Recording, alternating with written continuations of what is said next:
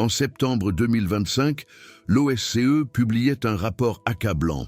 95% des prisonniers de guerre ukrainiens libérés témoignaient avoir subi des tortures de la part des forces russes.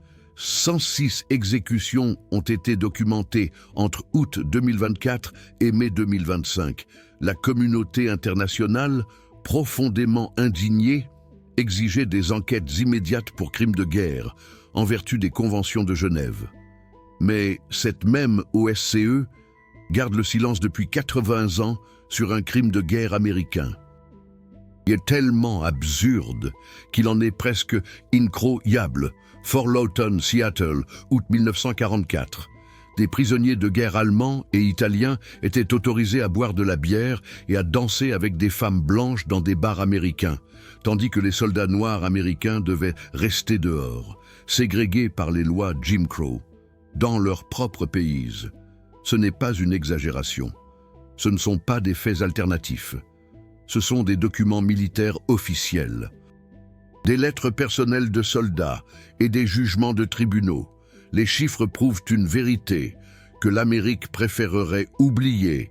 371 000 prisonniers de guerre nazis ont bénéficié de plus de liberté aux États-Unis qu'un million de soldats noirs américains qui se battaient pour leur pays.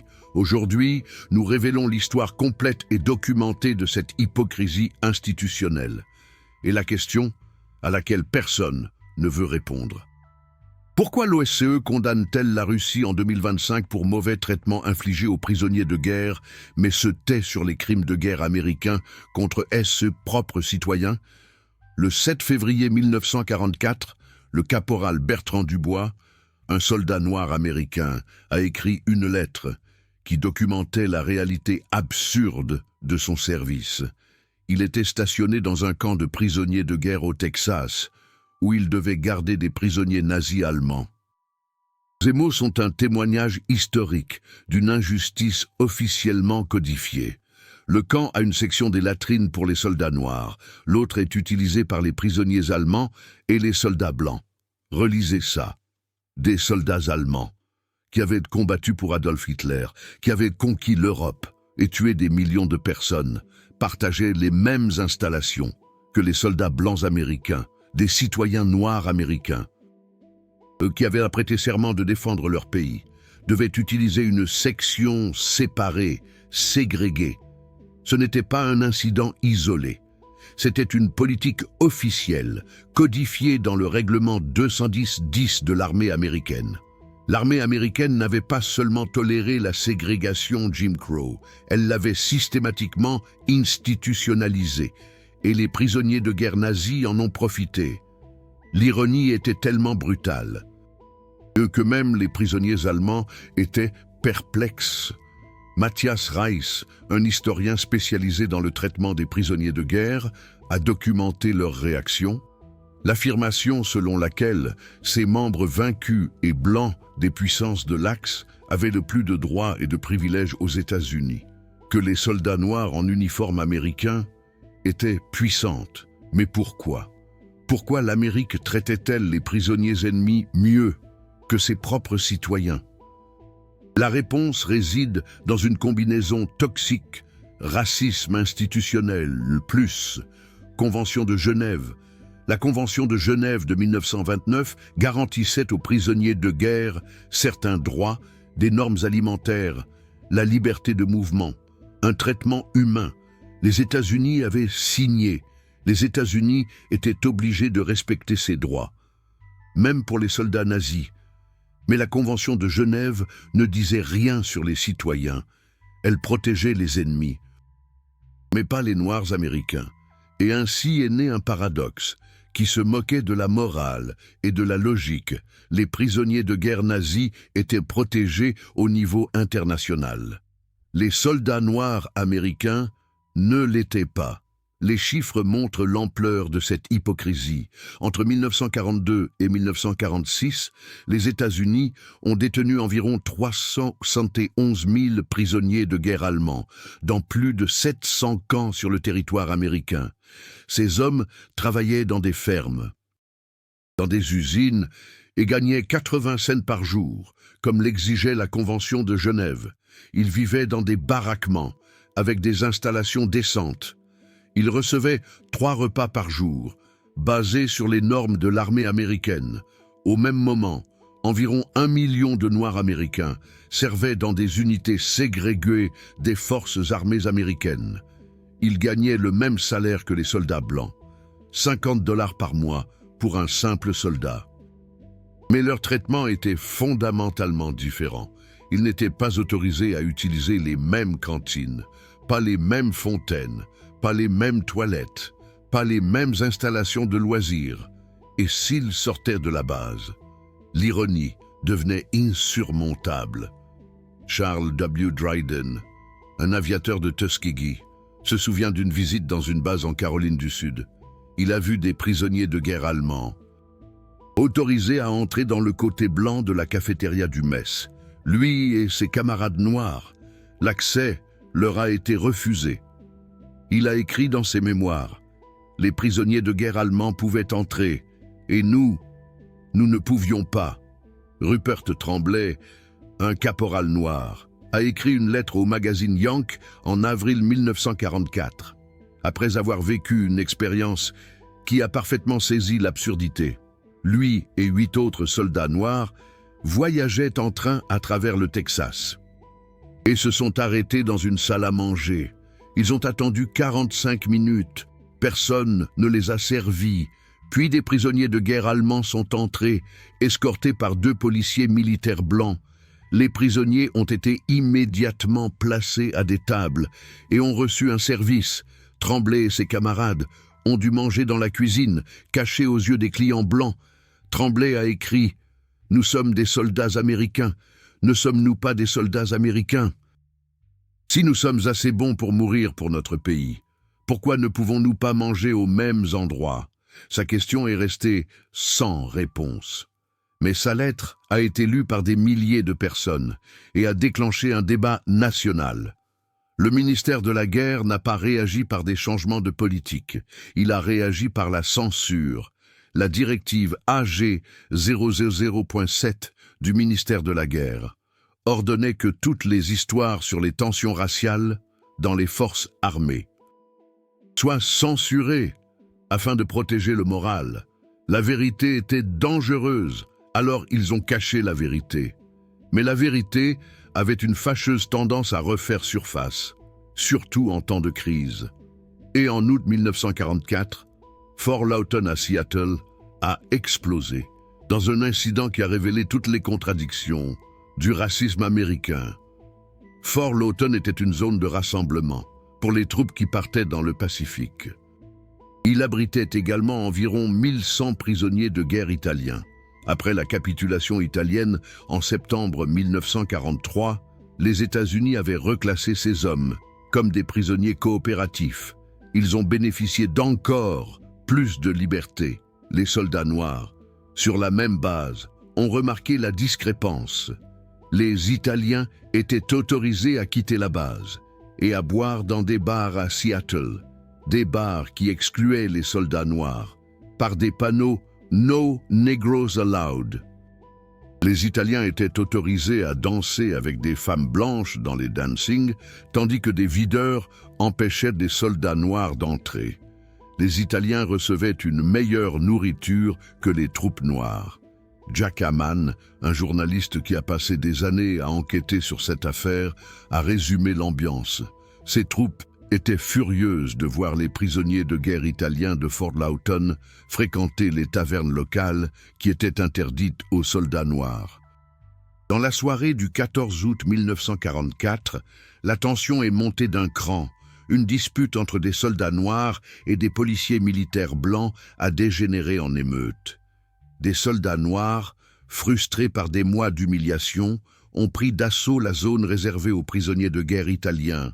Le lendemain matin, un prisonnier italien, Guglielmo Olivotto, a été retrouvé pendu. L'armée a réagi rapidement, mais pas contre l'injustice systémique. Elle a réagi contre les soldats noirs. 43 soldats noirs ont été traduits devant une cour martiale.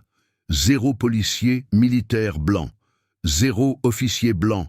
L'accusation, émeute, et pour 2 des hommes, homicide involontaire. Le procureur était Léon Jaworski, un jeune avocat qui deviendra plus tard célèbre en tant que procureur spécial de l'affaire du Watergate.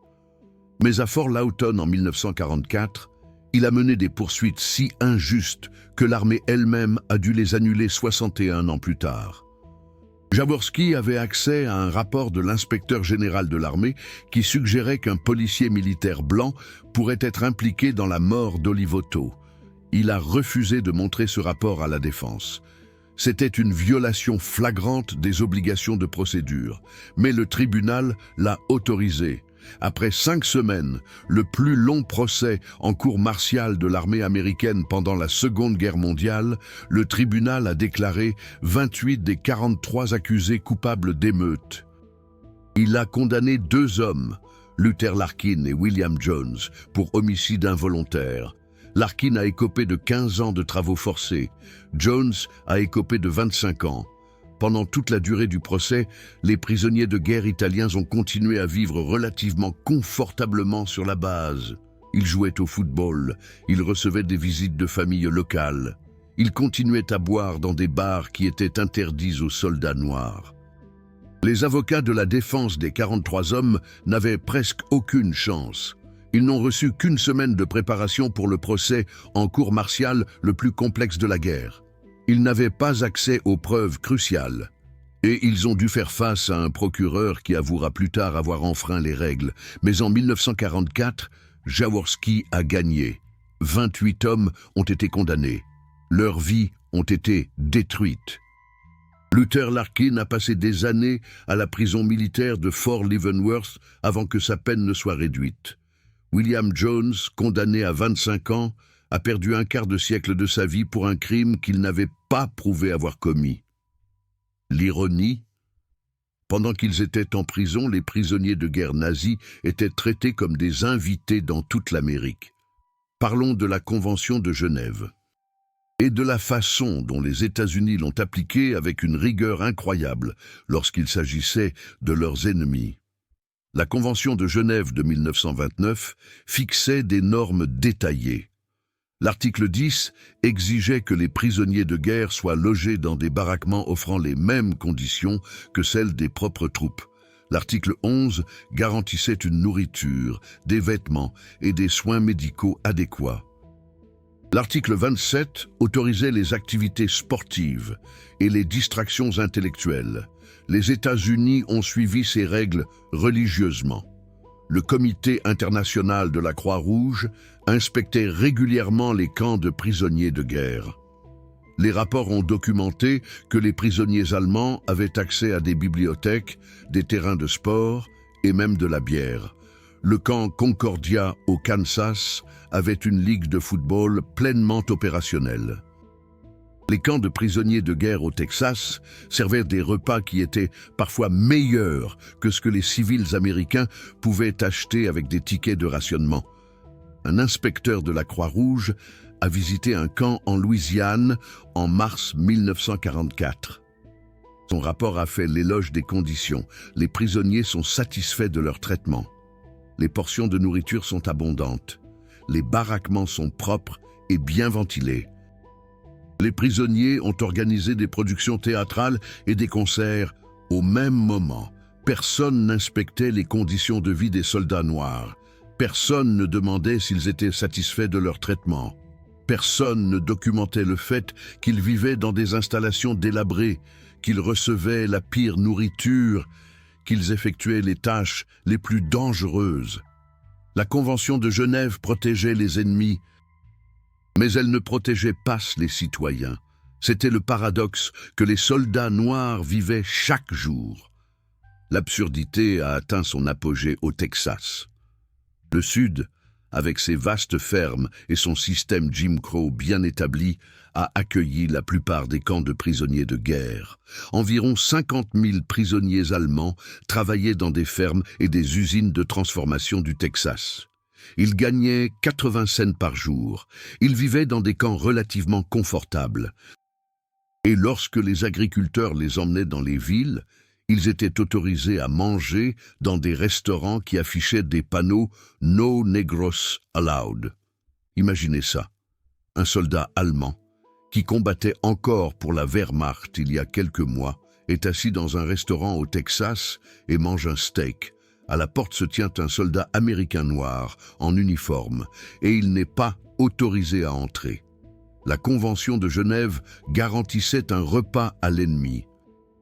Les lois Jim Crow refusaient ce même droit aux citoyens. Un soldat noir, dont le nom est documenté dans les registres officiels sous le nom de Haji, a décrit une expérience dans une lettre qui a été retrouvée plus tard par des historiens. Nous avons emmené des prisonniers allemands dans une ferme près de Houston. Sur le chemin du retour, nous nous sommes arrêtés dans une ville. Les Allemands sont allés dans un restaurant. Nous avons dû attendre dans le camion. Ils ont mangé. Nous avions faim. Nous portions l'uniforme. Ils portaient des combinaisons de prisonniers de guerre. Expliquez-moi cette logique. La logique était le racisme. Brut, institutionnalisé, innégociable. Mais l'armée ne voulait pas que le public entende ces histoires. La directive AG 000.7 du ministère de la Guerre, promulguée en 1943, a classé tous les rapports sur les tensions raciales comme sensibles. Les journaux militaires tels que Stars and Stripes et Yank ont reçu des instructions pour minimiser les histoires sur la ségrégation. Les lettres des soldats noirs étaient plus souvent censurées que celles des soldats blancs. Combien de lettres ont été censurées? Le nombre exact est inconnu, car l'armée a détruit de nombreux enregistrements. Mais les historiens estiment que des milliers de lettres de plainte de soldats noirs ne sont jamais parvenues à leurs familles. L'armée contrôlait le récit, elle cachait la vérité. Elle protégeait le système. L'une des rares histoires qui a filtré est la lettre de Rupert Tremblay à Yank en avril 1944. Sa lettre a été publiée probablement parce que les rédacteurs pensaient qu'elle pouvait servir de leçon morale. Mais la réaction a été explosive. Des milliers de lecteurs, blancs et noirs, ont répondu. Certains ont soutenu Tremblay. Nombreux furent ceux qui l'attaquèrent. Le ministère de la Guerre regretta la publication. Les courriers de ce genre furent bloqués à l'avenir. La censure fut si efficace que la plupart des Américains n'apprirent jamais la vérité, toute entière sur le traitement réservé aux soldats noirs avant des décennies plus tard, lorsque des historiens commencèrent à fouiller les archives et à interroger les anciens combattants. Même alors, Fort Lawton resta un chapitre oublié, jusqu'à ce que Jacques Hamon, un journaliste de Seattle, commence à creuser. Il découvrit que personne n'avait défendu les 28 hommes condamnés. Personne n'avait innocenté leur nom. Personne n'avait aidé leur famille. Ils avaient simplement disparu de l'histoire, couverts de honte et oubliés. Hamon passa des années à fouiller les archives, à trouver des anciens combattants, à déchiffrer des documents. En 2005, il publia un livre, On American Soil, How Justice Became a Casualty of World War II. Ce livre révéla tous les détails des agissements fautifs de Jaworski. Il démontra que le rapport de l'inspecteur général de l'armée existait, qu'il contenait des preuves qui auraient pu disculper les accusés et que Jaworski avait volontairement exclu la défense. Le livre provoqua une réaction. La commission de l'armée chargée de la correction des dossiers militaires examina l'affaire. En 2007, la commission conclut que Léon Jaworski avait commis une erreur flagrante, une grave atteinte à la justice. Elle annula toutes les condamnations, rétablit les décharges avec honneur et accorda aux familles des remboursements pour la solde perdue.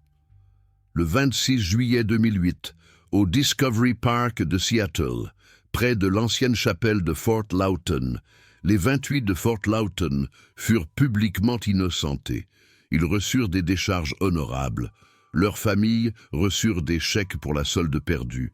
Il était 64 ans trop tard pour la plupart de ces hommes, déjà décédés. Mais c'était un aveu, qu'une terrible erreur avait été commise par l'Amérique. Et pendant cette disculpation, pendant ces excuses publiques, personne ne mentionna les prisonniers de guerre italiens et allemands qui buvaient dans les bars en 1944, tandis que les soldats noirs devaient rester dehors. Personne ne demanda pourquoi la Convention de Genève protégeait les ennemis, mais pas les citoyens. Personne ne fit le lien avec un modèle plus vaste de justice sélective. Le lien avec aujourd'hui n'est pas subtil. Il est évident. Il nous crie au-dessus. En septembre 2025, l'OSCE, Organisation pour la sécurité et la coopération en Europe, a condamné la Russie pour torture systématique de prisonniers de guerre ukrainiens. Les rapports sont détaillés. 95% des personnes interrogées ont signalé des mauvais traitements.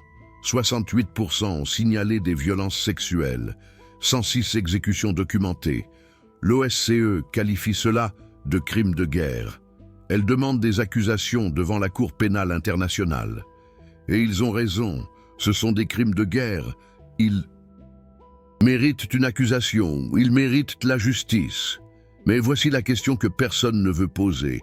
Où étaient les rapports de l'OSCE pour Fort Lawton en 1944 ? Où étaient les enquêtes de l'ONU pour les mauvais traitements systématiques infligés à 1 million de soldats américains noirs? Où étaient les accusations de la CPI pour la ségrégation des lois Jim Crow, officiellement codifiées dans le règlement 210-10 de l'armée américaine? Ils n'existaient pas, ils n'existent pas, et ils n'existeront jamais. Pourquoi? Parce que la justice internationale est sélective. Elle condamne les ennemis. Elle ignore les alliés. Elle protège le pouvoir, pas les principes. La Convention de Genève de 1949, rédigée après la Seconde Guerre mondiale, a étendu la protection des prisonniers de guerre. Mais les États-Unis et la Grande-Bretagne ont refusé d'inclure des dispositions sur la guerre aérienne. Pourquoi? Parce qu'ils avaient bombardé Dresde, parce qu'ils avaient incendié Tokyo, parce qu'ils ne voulaient pas que leurs propres actions soient classées comme crimes de guerre. La même dynamique se joue aujourd'hui. La Cour pénale internationale a compétence sur les crimes de guerre, mais les États-Unis n'ont jamais ratifié le statut de Rome. La Russie non plus, la Chine non plus. Les pays les plus puissants du monde se protègent de la justice internationale, tout en exigeant que d'autres soient inculpés.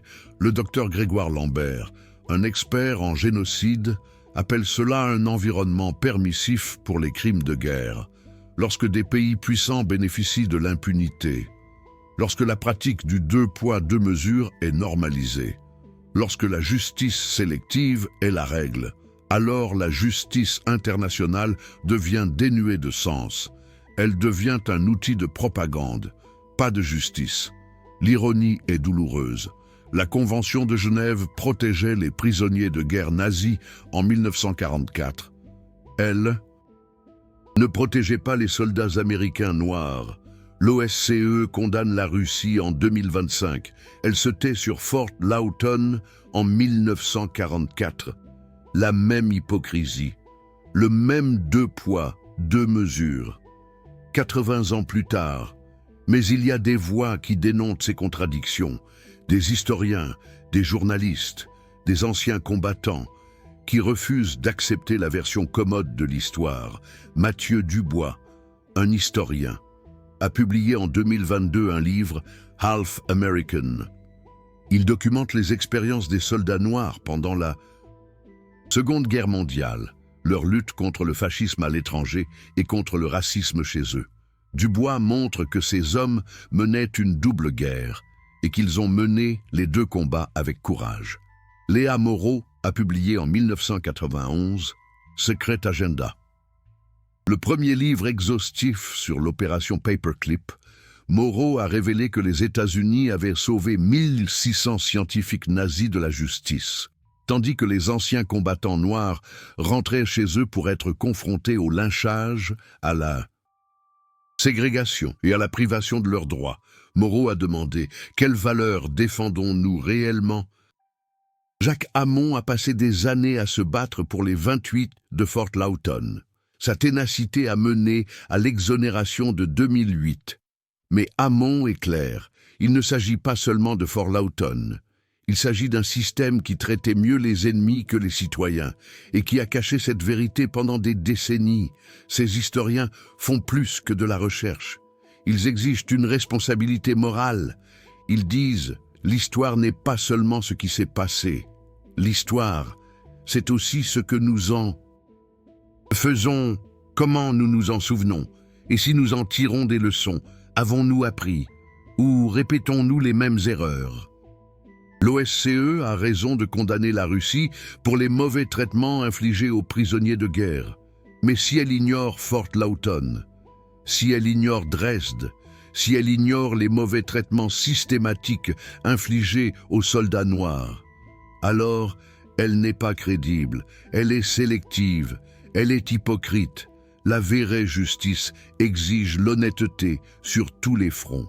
Elle exige que nous examinions notre propre histoire avec le même regard critique que celui que nous portons sur nos ennemis. Elle exige que nous admettions, oui, la Convention de Genève protégeait mieux les prisonniers nazis que les soldats américains noirs. Oui, c'était mal. Oui, nous devons nous assurer que cela ne se reproduise plus jamais. Mais au lieu de cela, nous cachons ces histoires. Nous ne les enseignons pas dans les écoles. Nous ne les mentionnons pas dans les discours du jour des anciens combattants. Nous voulons la version propre de l'histoire. Le récit héroïque, la vérité complexe. La vérité complexe, c'est que l'Amérique combattait le fascisme à l'étranger, tout en institutionnalisant le racisme chez elle. L'Amérique traitait les prisonniers ennemis avec respect, alors qu'elle humiliait ses propres citoyens. L'Amérique prêchait la liberté, tout en codifiant la ségrégation. Dire cela n'est pas un manque de patriotisme. Dire cela est patriotique, parce que cela exige que l'Amérique soit fidèle à ses propres principes. La liberté pour tous, la justice pour tous, l'égalité devant la loi, pas seulement pour les Américains blancs, pas seulement pour les pays puissants, pour tous. Le 26 juillet 1948, 4 ans après Fort Lawton, le président Harry Truman a signé l'Executive Order 99-1 qui interdisait la ségrégation dans les forces armées. Ce fut un tournant, mais il est arrivé trop tard pour les hommes qui avaient souffert pendant la Seconde Guerre mondiale. Il est arrivé trop tard pour les 28 de Fort Lawton. Il est arrivé trop tard pour le million de soldats noirs qui ont vu des prisonniers nazis boire dans des bars, alors qu'eux, ils devaient rester dehors. Mais c'était un aveu. Le système était mauvais. Il doit changer. Aujourd'hui, en 2025, 80 ans après Fort Lawton, nous sommes confrontés à la même question. Allons-nous accepter une justice sélective ou allons-nous exiger des normes universelles? L'OSCE, Organisation pour la sécurité et la coopération en Europe, condamne la Russie. C'est bien, mais elle doit aussi examiner sa propre histoire. Elle doit se demander pourquoi sommes-nous restés silencieux sur Dresde? Pourquoi sommes-nous restés silencieux sur Fort Lawton? Pourquoi permettons-nous que des pays puissants jouissent de l'impunité? La réponse commence par l'honnêteté. L'honnêteté sur ce qui s'est passé. L'honnêteté sur les contradictions. L'honnêteté sur l'hypocrisie. Cette documentation est un pas dans cette direction. Nous avons montré, avec des documents officiels, des lettres personnelles et des décisions de justice, que 371 000 prisonniers de guerre nazis avaient plus de liberté aux États-Unis qu'1 million de soldats afro-américains. Nous avons montré que la Convention de Genève protégeait les ennemis, mais pas les citoyens. Nous avons montré que l'armée a censuré cette vérité pendant des décennies. Et nous avons montré qu'en 2025, ce même 2 poids, 2 mesures perdure. L'OSCE condamne la Russie, elle se tait sur sa propre histoire. La justice internationale reste sélective. Ce sont des documents gouvernementaux déclassifiés. Ce sont des archives militaires. Ce sont des lettres personnelles d'hommes qui ont combattu pour leur pays et qui ont été trahis par leur pays. Ils méritent que leurs histoires soient racontées. Ils méritent que nous nous souvenions. Ils méritent justice, même si elle arrive 80 ans trop tard. Le Super Thanks de YouTube, le cœur doré en bas, soutient directement l'accès à plus d'archives, plus de demandes d'accès à l'information, plus de documents qui ont été tenus secrets pendant des décennies. Chaque Super Thanks m'aide à passer des semaines dans les archives nationales, à demander des rapports classifiés, à interviewer des vétérans qui ne seront bientôt plus avec nous. Il ne s'agit pas de clickbait. Il s'agit de justice historique. Il s'agit de montrer toutes les facettes et pas seulement la version confortable. Il s'agit d'exiger que les institutions internationales appliquent leurs propres normes à elles-mêmes. Résumons ce que nous avons documenté aujourd'hui. 371 000 prisonniers de guerre allemands aux États-Unis entre 1942 et 1946. Ils gagnaient 80 cents par jour. Ils vivaient dans plus de 700 camps avec des conditions adéquates, inspectés par la Croix-Rouge. Ils étaient autorisés à manger dans des restaurants, à boire de la bière dans des bars, à jouer au football, à produire des pièces de théâtre. 1 million de soldats afro-américains ont servi à la même époque. Ils gagnaient 50 $ par mois, le même salaire que les soldats blancs, mais ils étaient ségrégés par la US Army Regulation 210-10. Ils n'étaient pas autorisés à utiliser les mêmes cantines, les mêmes fontaines à eau, les mêmes toilettes, ou les mêmes installations de loisirs. Fort Lawton, 14 août 1944, des prisonniers de guerre italiens buvaient dans des bars qui excluaient les soldats noirs. Une émeute a entraîné la mort d'un prisonnier italien. 43 soldats noirs ont été inculpés. 28 ont été condamnés. Aucun policier militaire blanc n'a été inculpé, bien que le rapport de l'inspecteur général de l'armée ait suggéré qu'un policier militaire blanc était impliqué. Léon Jaworski, le procureur, a caché des preuves cruciales. 61 ans plus tard, en 2007, l'armée a décidé qu'il avait commis une erreur flagrante. Les condamnations ont été annulées. Les hommes ont été exonérés. Il était trop tard pour la plupart, qui étaient déjà morts. OSCE, septembre 2025. 95% des prisonniers de guerre ukrainiens ont signalé des actes de torture, 106 exécutions documentées. L'OSCE a condamné la Russie pour crimes de guerre contre la Convention de Genève. Mais à propos de Fort Lawton, 80 ans de silence. À propos de Dresde, 80 ans de silence. À propos des mauvais traitements systématiques infligés aux soldats noirs, silence. C'est de la justice sélective. C'est du deux poids, deux mesures. C'est de l'hypocrisie, documentée et incontestable. Que nous enseigne cette histoire aujourd'hui? 3 leçons. Première leçon. La justice internationale n'est crédible que si elle est universelle. Si l'OSCE condamne la Russie mais ignore Fort Lawton, si la CPI inculpe des Africains mais protège des Américains, si l'ONU normalise le deux poids, deux mesures, alors la justice n'a plus aucun sens. Deuxième leçon, le pouvoir protège de la responsabilité. La Convention de Genève protégeait les prisonniers nazis parce qu'elle était internationale. Elle ne protégeait pas les soldats noirs parce qu'ils étaient des citoyens américains.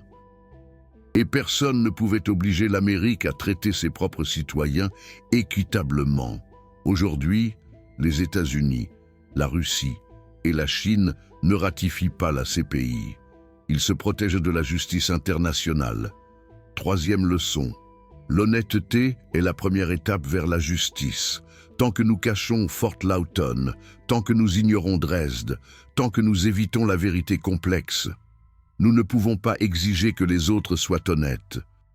La véritable responsabilité commence chez SOA. Ces leçons ne sont pas théoriques, elles sont urgentes. En 2025, nous voyons des conflits en Ukraine, à Gaza, au Soudan. Nous voyons des accusations de crimes de guerre de toutes parts. Nous voyons des institutions internationales qui réagissent de manière sélective. Si nous voulons que la justice triomphe, nous devons mettre fin aux deux poids, deux mesures.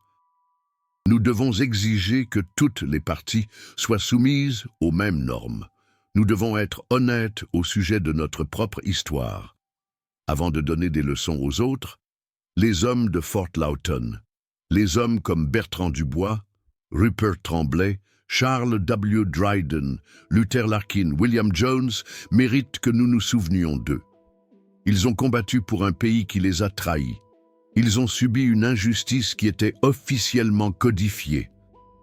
Ils ont été oubliés pendant des décennies. Mais aujourd'hui, nous racontons leur histoire. Aujourd'hui, nous exigeons que leur expérience nous serve de leçon.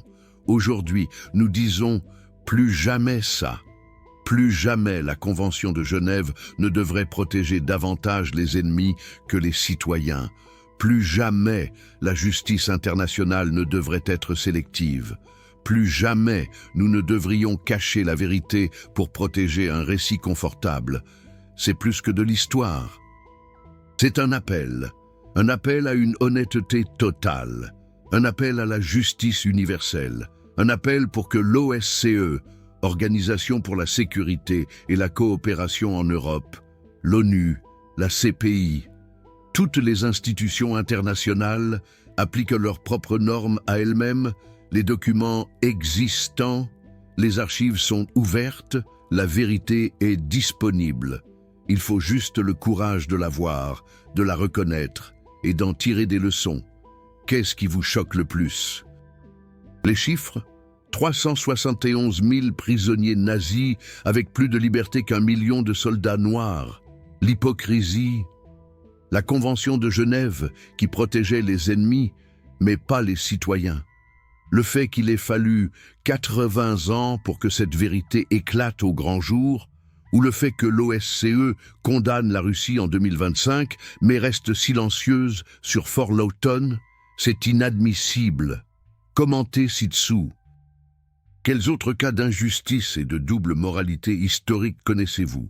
Votre famille a peut-être des histoires qui n'ont jamais été racontées. Chaque commentaire est un fragment d'histoire que nous révélons ensemble.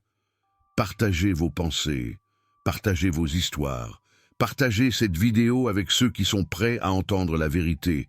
Même si elle est complexe, la justice commence avec la vérité. Et la vérité commence avec nous.